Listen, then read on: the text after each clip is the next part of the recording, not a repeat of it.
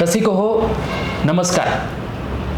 अत्यंत प्रतिकूल परिस्थितीमध्ये वावरत बुद्धिवंतांची परीक्षा म्हणून ओळखल्या जाणाऱ्या स्पर्धा परीक्षेमध्ये यशाला गवसणी घालणाऱ्या स्नेहा पवार यांच्या यशाचा प्रवास आपण त्यांच्याकडून उलगडणार आहोत.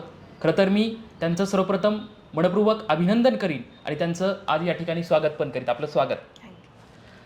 संघर्षमय प्रवासानंतर यशाला गवसणी घातल्यानंतर तुमच्या मनात नक्की काय भावना होत्या? 100% मला माहित होतं की माझा रिझल्ट येणार आहे, पण तो कधी येईल हे माहीत नव्हतं. ज्या दिवशी रिझल्ट लागला त्या दिवशी मी माझा दादा आणि मम्मी आम्ही असं जेवण करून बसलो होतो आणि रिझल्ट अचानक लागला. म्हणजे मोबाईल वाजू लागले, मित्रमैत्रिणींचे फोन येऊ लागले. त्यावेळी मला कळलं की माझं सिलेक्शन झालं आहे. मी एकदम चकित झाले आणि मम्मीला ओरडून सांगितलं की मम्मी रिझल्ट आला आहे, यशस्वी मी झाले. माझं नाव जरी समोर येत असेल तरी त्यामागे सगळ्यात मोठा हात हे माझ्या आईवडिलांचं, भावाचं वगैरे असल्यामुळं त्यांच्या चेहऱ्यावरचा आनंद हा मी सांगू शकत नाही. आणि आमचा जो वडारवाडीचा एरिया होता तो पूर्ण वस्तीमध्ये एक आनंदाचं वातावरण त्या दिवशी निर्माण झालं होतं. हे जाणून घ्यायला आवडेल की तुमच्या आयुष्याचा प्रवास आणि एकंदरीत तुम्हाला स्पर्धा परीक्षाकडे का यावंसं वाटलं? कॉमर्समध्ये ॲडमिशन घेतलं आणि मला CA व्हायचं होतं.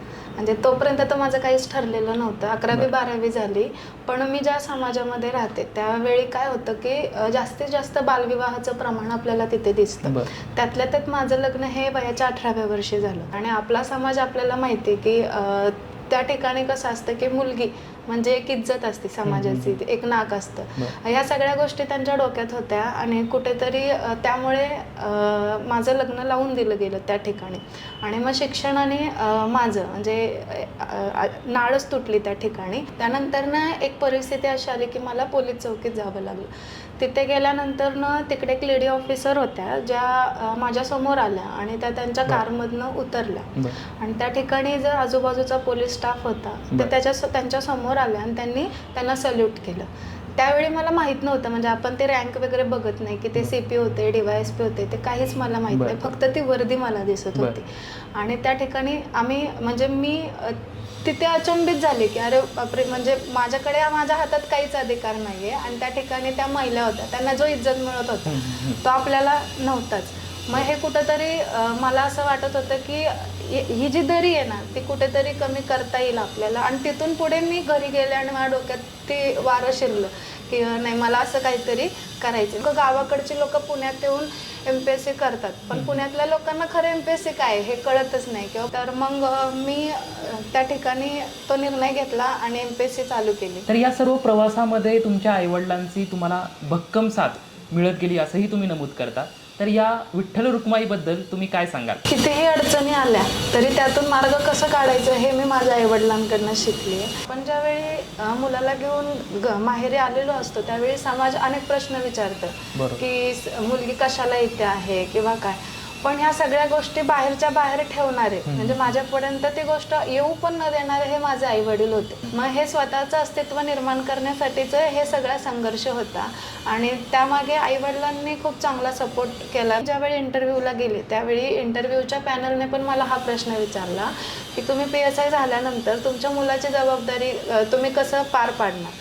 त्यावेळी सुद्धा मी त्यांना एकच उत्तर दिलं की मी ज्या छत्रछायेखाली वाढली आहे त्याच छत्रछायेखाली मी माझ्या मुलाला ठेवलेलं आहे. त्यामुळे माझ्या डोक्यावरचं ताण थोड्या प्रमाणात कमी झालेला आहे. त्यामुळे मी माझी ड्युटी आणि माझा मुलगा ह्या दोन्ही गोष्टी व्यवस्थितपणे पार पाडू शकते. त्यामुळे माझ्या कुटुंबाचा मला खूप छान सपोर्ट मिळाला. त्यामुळेच मी आज तुमच्या समोर एक स्नेहा पवार नाही तर PSI स्नेहा पवार म्हणून बसलेली. कौटुंबिक जबाबदारी सांभाळून अभ्यासाचं नियोजन तुम्ही कसं केलं? 5 ते 6 तासात आपला अभ्यास आपण कसा करायचा. तर अशा वेळी मार्गदर्शक हे खूप कामी येतात आपले. माझे एक सर होते, प्रमोद पाटील सर, जे पॉलिटी विषय हे खूप छान उत्तम पद्धतीने शिकवतात. मी त्यांच्याकडे गेले, त्यांना स्पष्ट सांगितलं की सर माझ्याकडे 6 तास आहेत, मला माझ्या 6 तासमध्ये अभ्यास करायचा आहे. तर त्यांनी मला एकदम व्यवस्थित पद्धतीने मार्गदर्शन दिलं आणि त्यानुसार मी अभ्यास चालू केला. प्रत्येक वेळी मार्गदर्शक हा एक यशस्वी अधिकारीच ठरतो असं नसतं. तर आपल्यातले काही विद्यार्थी असतात ते सुद्धा आपले चांगले मार्गदर्शक ठरतात. ज्यावेळेस तुम्ही सेवेमध्ये रुजू व्हाल त्यावेळेस नक्की कोणती उद्दिष्ट, ध्येय, धोरणं घेऊन तुम्ही काम करणार आहात? वस्तीतल्या विद्यार्थ्यांमध्ये किंवा मुलामुलींमध्ये खूप क्षमता असतात, ते त्यांना कळत नाहीत की त्या क्षमतांची त्यांना जाणीव झाली पाहिजे. मी ज्यावेळी PSI होणार आहे हे कळलं त्यावेळी खूप जण मला बोलले की महिलांसाठी हे क्षेत्र तेवढं हे व्यवस्थित नाहीये, तर तू विचार कर. मला असं वाटतं की मग ते आम्हाला ठरवू दे ना. महिलांवरचे अत्याचार खूप जास्त प्रमाणात आहे. मग महिलांनी पोलीस प्रशासनात येणं हे किती महत्वाचं आहे. महिलांचा जो टक्का आहे तो खूप कमी आहे पुरुषाच्या मानाने. मग तो टक्का जर वाढला तर कुठेतरी महिलांवरचा अत्याचार आपण कमी करू शकतो. PSI या पदी काम करताना मी माझ्या मर्यादेत म्हणजे माझ्या अधिकाराच्या मर्यादेत जे काही गोष्टी मी करू शकते ते मी नक्की करेन. मी शेवटच्या प्रश्नाकडे वळतोय. स्पर्धा परीक्षामध्ये नव्याने येणाऱ्या विद्यार्थ्यांसाठी तुम्ही नक्की काय सांगाल? मी ज्यावेळी स्पर्धा परीक्षेकडे वळाले त्यावेळी आपण काही वर्ष ठरवून आलं पाहिजे. मी स्वतः 3 वर्ष ठरवून आले होते. जर 3 वर्षात आपली प्रिलिम्स पण निघत नसेल तर क्विट करावं. कारण की आपण बघतो की स्पर्धा परीक्षेमध्ये प्लॅन बी असलं पाहिजे का, तर असलंच पाहिजे प्लॅन बी. मला एकच सांगायचं आहे की स्पर्धा परीक्षा म्हणजे सगळं नाही आहे. तर स्पर्धा परीक्षा हे आपलं आयुष्य नाही आहे. आयुष्यात अनेक गोष्टी आपल्याला करायला मिळतात. जीवन हे खूप अनमोल आहे. आपल्या आईवडिलांनी खूप कष्टाने आपल्याला सांभाळलेलं असतं आणि एका क्षणात आपण ते नाहीसं करतो का, तर ते अपयश आपल्याला पचवता येत नाही. आपल्या मनात जर काही नैराश्य असेल तर ते बोलून म्हणजे कुटुंबाशी ते बोललं पाहिजे. मी माझ्या मावशीशी या सगळ्या गोष्टी शेअर करत होते. तर असं कुटुंबातला एखादा व्यक्ती असतो की त्याच्यासमोर आपण मनमोकळेपणाने बोलतो की ते बोललं पाहिजे, आपलं नैराश्य घालवलं पाहिजे.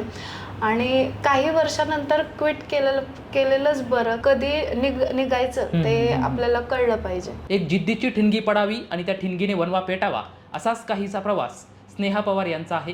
त्यांचा हा प्रवास कित्येकांसाठी निश्चितच प्रेरणादायी आहे. पुढील त्यांच्या या प्रशासकीय वाटचालीच्या देदीप्यमान वाटचालीसाठी आमच्याकडून त्यांना मनपूर्वक शुभेच्छा. आपण आलात आणि आमच्याशी दिलखुलासपणे गप्पा मारलात त्याबद्दल आपलं मनपूर्वक धन्यवाद.